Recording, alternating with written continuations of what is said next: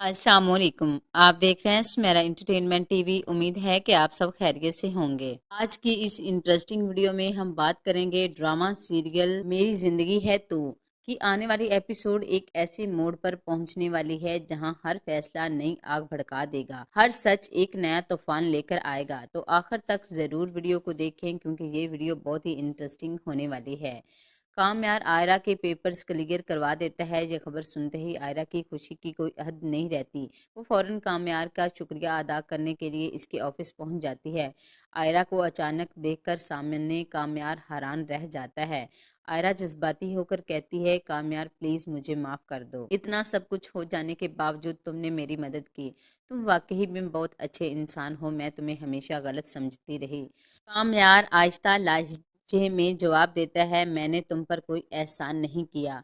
मैं बस तुम्हें खुश देखना चाहता हूँ क्योंकि तुम में से सच मोहब्बत करता हूँ। हाँ, मेरा तरीका गलत था जिसकी वजह से तुम्हें हमेशा तकलीफ पहुंची, लेकिन मैं मोहब्बत तुमसे हमेशा सच्ची करता हूँ और करता रहूँगा।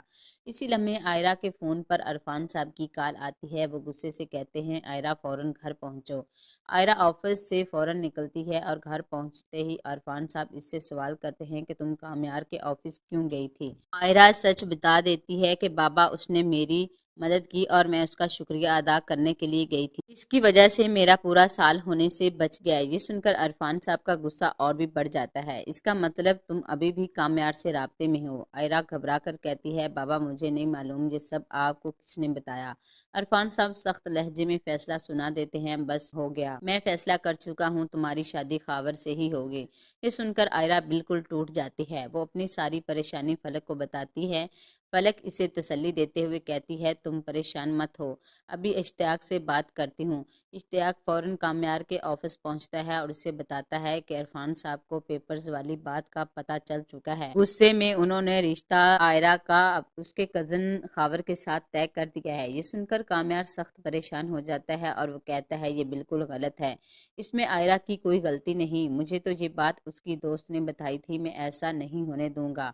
इश्तियाक इसे समझाता है, कामयार प्लीज कोई ऐसा कदम मत उठाना जिससे आयरा के लिए मजीद मुश्किलात खड़ी हो जाएं।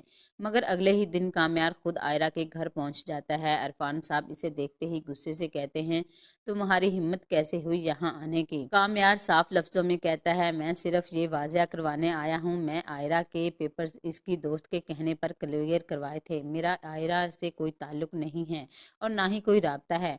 इरफान साहब तंजिया अंदाज में जवाब देते हैं, जब मैंने तुमसे कुछ पूछा नहीं तो तुम सफाइयां क्यों दे रहे हो। कामयार कहता है, मुझे पता है चला है कि आप आयरा का रिश्ता जबरदस्ती तय कर रहे हैं, इसलिए ये बात साफ करवाना चाहता हूँ कि मैं आयरा के साथ जबरदस्ती नहीं होने दूंगा। खान साहब गुस्से में कहते हैं कि तुम होते कौन हो हमें रोकने वाले हैं, तुम क्या करोगे, हमारी गाड़ी चलाओगे, जला दी, जो करना था कर लिया।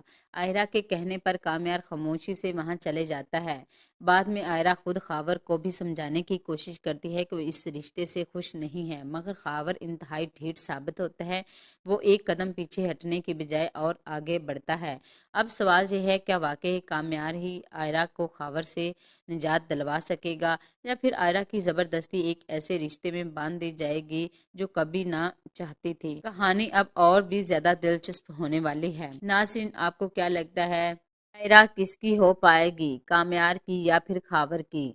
अपनी कीमती राय का इजहार जरूर करें। अगर वीडियो अच्छी लगी हो तो हमारे चैनल्स मेरा एंटरटेनमेंट टीवी को सब्सक्राइब करें एंड लाइक करें और बेल नोटिफिकेशन को प्रेस कर दें ताकि इस तरह की मजीद लेटेस्ट वीडियो आपको मिलती रहें। अपना बहुत ज़्यादा ख्याल रखें, अपनों से ज़्यादा दूसरों का ख्याल रखें। तब तक के लिए अल्लाह हाफिज़।